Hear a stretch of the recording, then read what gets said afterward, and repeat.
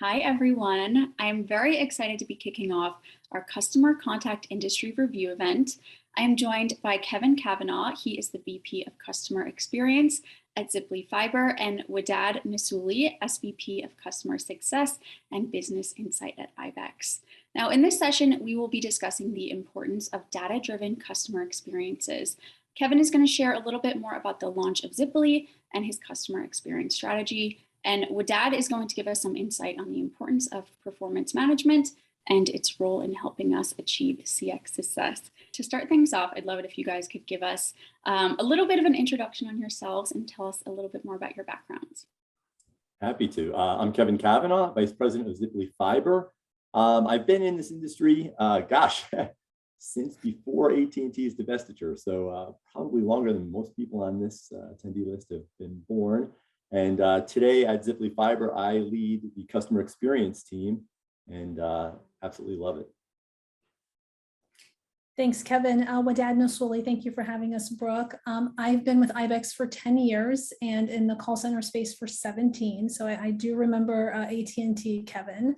I run the Quality Assurance and Business Insights organization at ibex, and my team works closely with our partners like Kevin and others to provide insights into how to optimize the customer experience. And I know the audience will enjoy hearing a lot about the Ziply journey today.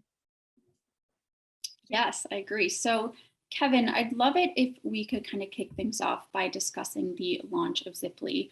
And I know you've put a lot of work into transforming your customer experience and really exceeding expectations in a way that many customers haven't seen before. The telecom industry has at times gotten a bad rap when it comes to service experiences, and you've worked really hard to change that. So can you share a little bit more about the launch of Ziply and your goals for the customer experience? Yeah, absolutely glad to. It's interesting. This coming Sunday, Ziply Fiber is going to be celebrating our 2-year anniversary. So we're a relatively new company, but we acquired an existing company. And along with that, we acquired existing employees, existing customers. And prior to the launch of the company, our leadership team had the ultimate commitment to create a culture and a purpose of having, first of all, a product that was going to delight customers, but even more importantly, delivering what we like to call, and we've coined, refreshingly great customer experiences. Now, that could be a mantra on a wall, but when you have everybody behind that notion, things magically happen. So as we began this company, interestingly enough, almost everything had to change from a customer response perspective. Just to put it in perspective, we inherited a net promoter score that was in deep negative territory. So in a way, this was almost like starting a brand new company, even though we had existing employees and existing customers. So as a leadership team, we were absolutely committed to making radical changes in the way service is going to be delivered. And we wanted this brand to be viewed as something special and different by our customers, but also by the employees that we inherited. So in a nutshell, the result over the past 2 years has been an improvement of 50 points in NPS. And we're well into positive territory, but we're nowhere near complete with what our targets are. We have very aggressive targets to achieve above that. And what's interesting, in some of my past, I've seen companies have posters on the wall about delivering great customer service and focus on the customer. But as an organization, what I loved about Ziply Fiber from the very beginning is it's more than a mantra. We want our customers and our employees to experience it. So for us, I would say, at least from my experience, it starts with our CEO. He is like none other.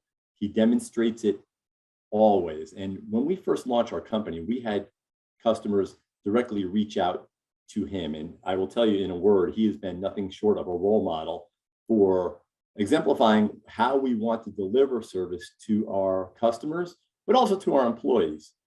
So if you have a great product, that's one thing. But if you don't have great customer experiences supporting it, obviously that can unravel very, very quickly. So starts out at the CEO level for us. But then the frontline representative is truly our ambassador. And look, I've been in this industry a long time. And sometimes we take that frontline representative for granted. So he or she is likely to handle, name the number, in our world, somewhere between 8,000 and 10,000 customers per year. Think about the trust and the confidence we have to put in that representative. It's an incredible responsibility. And the impact that that representative has on the overall perception of the company is incredible. So our notion of developing our leaders and our people is that those are our ambassadors. They're our voice of our company and the voice of our brand. So for the past 2 years, we have done a nice job at getting everybody on board to deliver what we like to call refreshingly great customer experiences. Yeah, I like that you refer to your agents as really ambassadors because they are a reflection on your brand and they really are the frontline, individuals working with customers directly. So it's really a great perspective there. You mentioned that you were able to raise your score, NPS score, by 50 points, which is really impressive. But you also mentioned that you have very high targets, and customer expectations have really rapidly evolved over the past few years. And in your industry, they have become even more urgent. With a service outage, customers may not really be able to effectively do their jobs. Their children may miss online classes. It's really no longer acceptable to delay resolution. So, how have you been able to navigate that sense of urgency to deliver meaningful service experiences? Yeah, that's a great question. And, particularly in our industry, if you think about the past 2 years, the internet has become what I like to tell all of our team members. It's as important to people now as the food, the drink, the transportation that they need to survive. The pandemic shed a whole new life on the criticality of the internet because suddenly families needed it to perform work, right? Let's say typical family of four, both spouses might have needed to use the internet for work. Kids were at home, at school, they needed the internet. So customers needed bandwidth. So for work and school, that was one thing, but it was also a clear means of how do you communicate with your friends and family in distant parts of the country or the world because nobody was traveling. So the internet, as important as it was before 2019, it has become even more so. So regardless of if a customer was calling in because they had a service outage or they might have had a billing question that they needed, the way that the representative or our technician handles those inquiries from customers is incredibly important. It makes the difference. So let me give you an example. A technician, when they're out at a customer's premises, respecting the family, respecting the actual physical home that the people are in, and conveying to the customer a sense of urgency to complete the repair or the installation. For our representatives in the contact center, it's a totally different world because the customer never sees the representative. But I promise you, the customer is going to make some very distinct judgments about the representative and about the company, all based on their voice.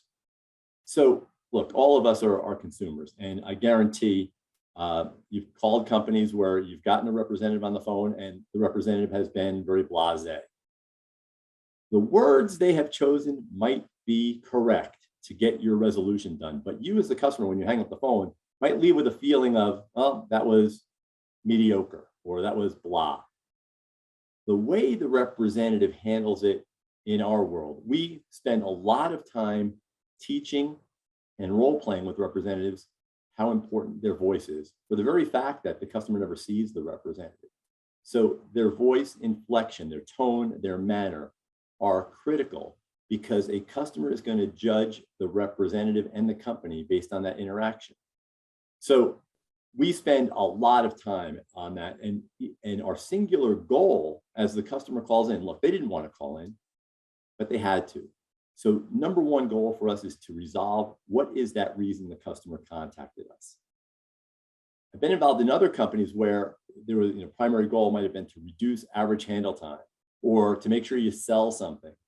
Look, I'm all about efficiency, but if I can have a representative satisfactorily complete a customer's concern on why they called in on that first call, I'm all about doing that and doing so in a friendly and personable manner.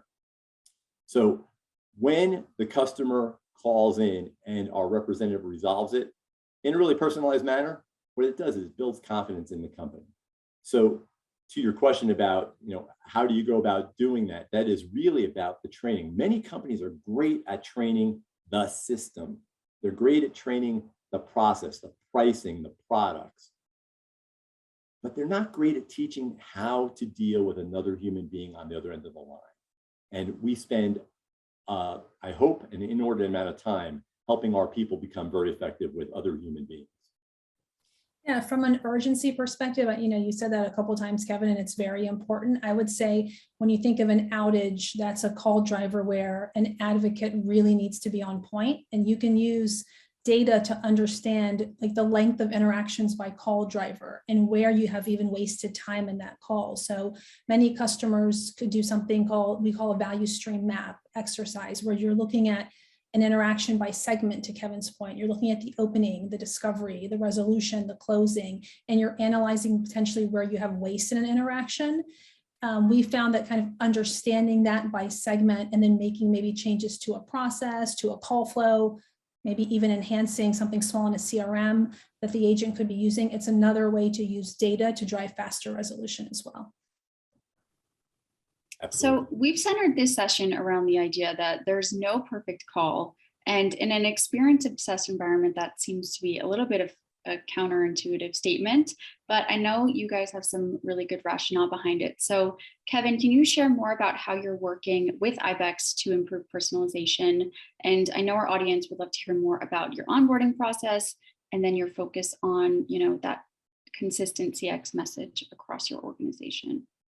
Sure will, Brooke. I heard several things there. So you did mention the notion about a no perfect call. Some people may take exception with that, but I'll tell you what my thoughts are about it. I will also discuss personalization plus our onboarding process for both our representatives and for our customers. And then also, how do we get a consistent message throughout this organization that we're building? First of all, as far as no perfect call, I've been in this industry a really long time, and I've heard hundreds and hundreds of excellent calls. But when you think about our interaction with a human being, be it either in a chat or in a voice contact, there's always something that can be improved. And in a way, that's a great challenge for us, because there is no perfect call. You've got a 10-minute, let's say, conversation between two human beings. There's likely something that can be improved. But the answers are in those recorded calls. And that's where, from a coaching development standpoint, as a coach and a representative jointly listen to their recorded calls, they'll identify what went well and then what areas could be improved. There's never been a call where I've heard that nothing can be improved. So that's why I state that. What's interesting too, as far as a perfect call, when you think about the QA process, I think it's very important that we focus on what are the vital few things we need to accomplish for our customer on those calls. And I'll just give an example of, because some companies may be in the same situation, where they might have a QA form that has a plethora of items that need to be accomplished on a call. I had an opportunity several years ago when I joined a company, and I first saw their QA form, and it had 86 items that were either checkmarked yes or no. There's no way a human being is going to be able to react to 86 different items on a call. So my encouragement to companies is melt it down to what are the vital things that you know are going to create a successful interaction with your customer, and that the representative can focus in on for their improvement. So that's a little bit on my view on the perfect call. As far as personalization in the contact center, at least my philosophy is that is a critical piece in when a customer contacts us or any organization, that customer is not treated as an account number. They're not treated as a BTN in our environment. And reps certainly aren't treated as a number. There are still some companies out there that I have interacted with that when a representative answers the phone, they'll introduce themselves as agent number 6387. And the representative doesn't have a name. The customer doesn't have that representative's name. And the representative might not even contact the customer by name. What's happened there is that the whole interaction is going to be very transactional. It's not going to be personal in any way, shape, or form. For us, it is vitally important that we know that this is an interaction between two human beings who have names. I want our representatives to understand who our customer is by name. I don't want them to overuse their name because it will sound too artificial, but I want the sense that this is a partnership between two people to get a transaction completed. A representative has a name and a customer has a name. And at the end of it, we know that these are two human beings who have together solved an issue, and they're not a series of digits. As far as onboarding, first of all, let me talk about the onboarding of the new representatives. When we have an initial training class, I personally meet with every single initial training class because I want to, in the very first days of their training, share with them why their experience here with Ziply Fiber may be different than any other contact center they've worked at. Many of the representatives that are hired have come from another provider, another contact center, or have had some notion on how customer service is delivered. I will spend between 60 and 90 minutes with each of those classes and literally spend the time to get to know each of them just a little bit about their background. But I also want to be able to set the foundation for how we are going to be interacting with our customers when a customer needs us. That foundation sets up, I think, a very strong base for the trainers and for the coaches who are involved in those initial training classes, because when I engage with them early on, they understand that somebody from Ziply Fiber, from a leadership perspective, has shared those expectations. But then for the next 3 or 4 weeks of training, that's what the trainers and the coaches can fall back on as what was explained to them, let's say the first couple of days of training. It works really well, and I've had a terrific success in meeting with all of those classes. For onboarding customers, very different process.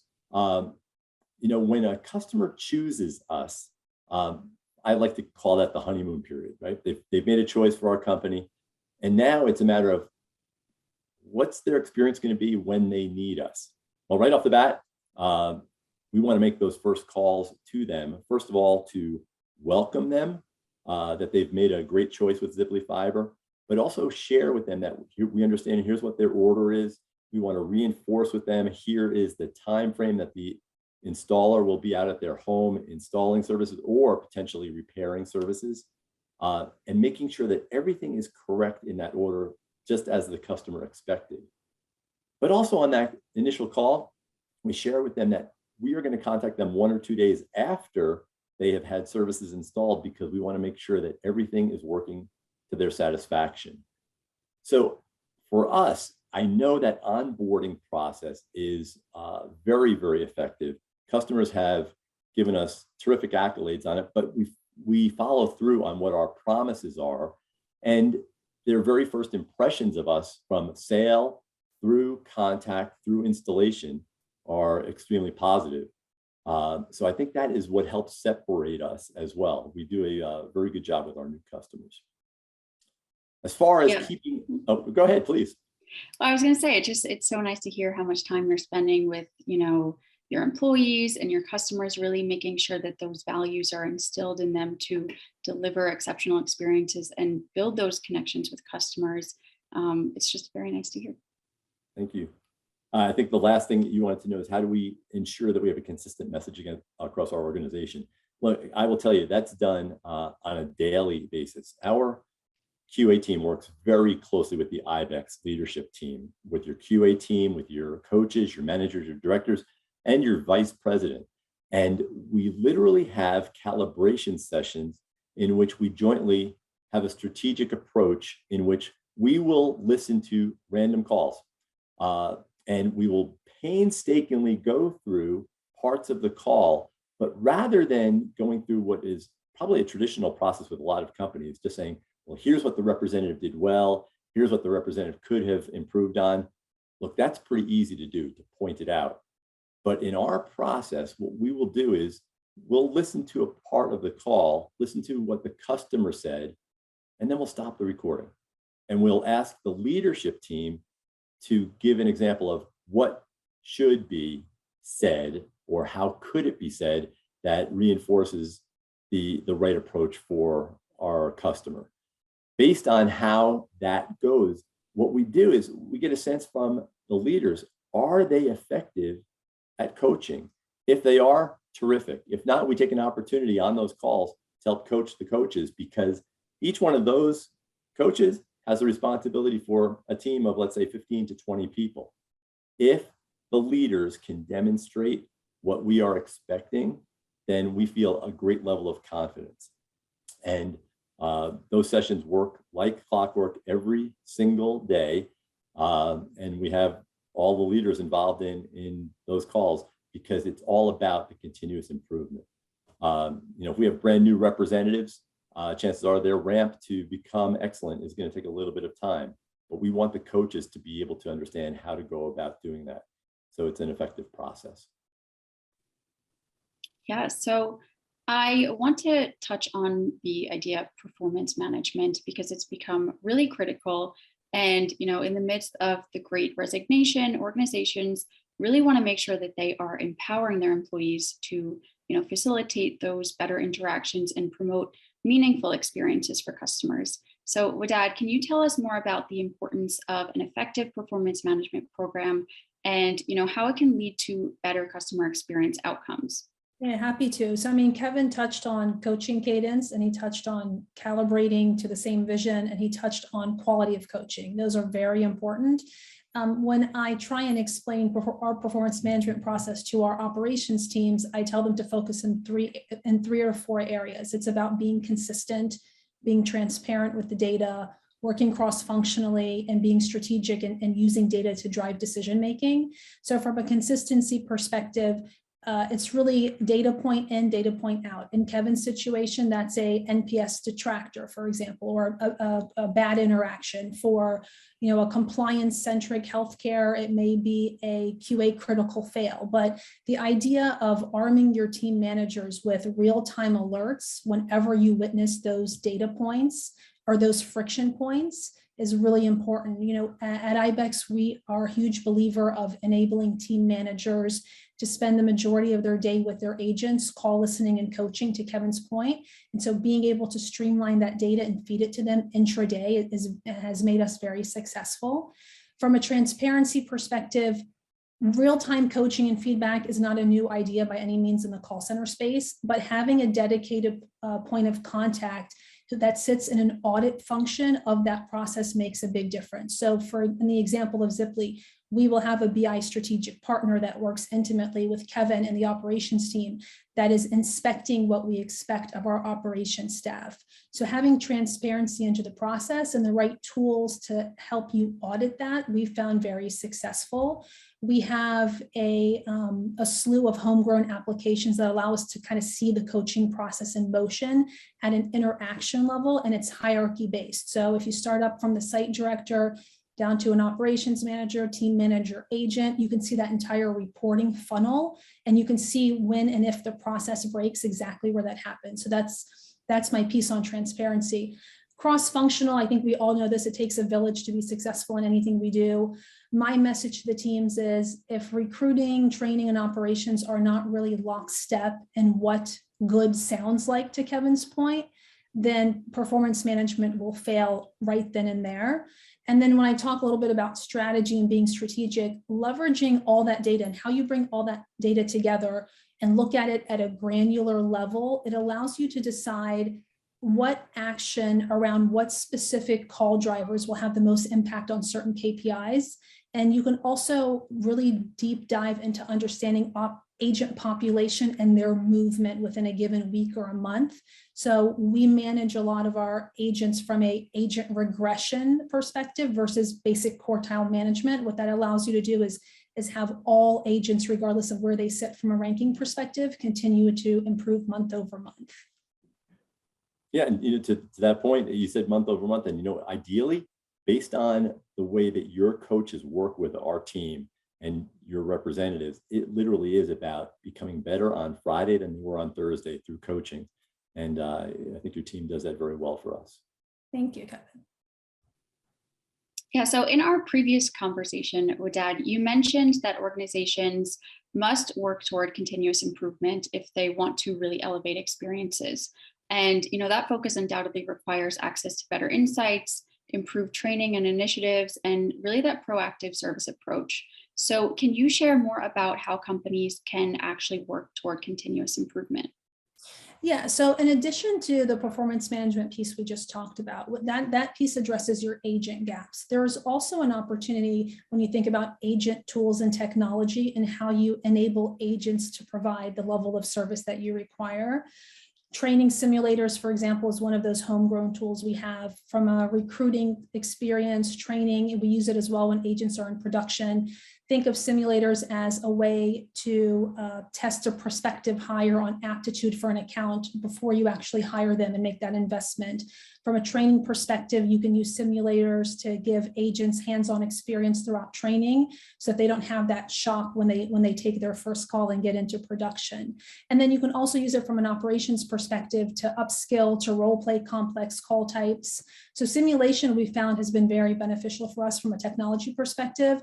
We also use a virtual floor management system. What Kevin failed to mention is Ziply launched during COVID. And so we had this transition of work on site to work at home to a lot of that was happening. So we found having a virtual floor management system was very effective in allowing our agents to be able to raise their hand and get support from a subject matter expert real time.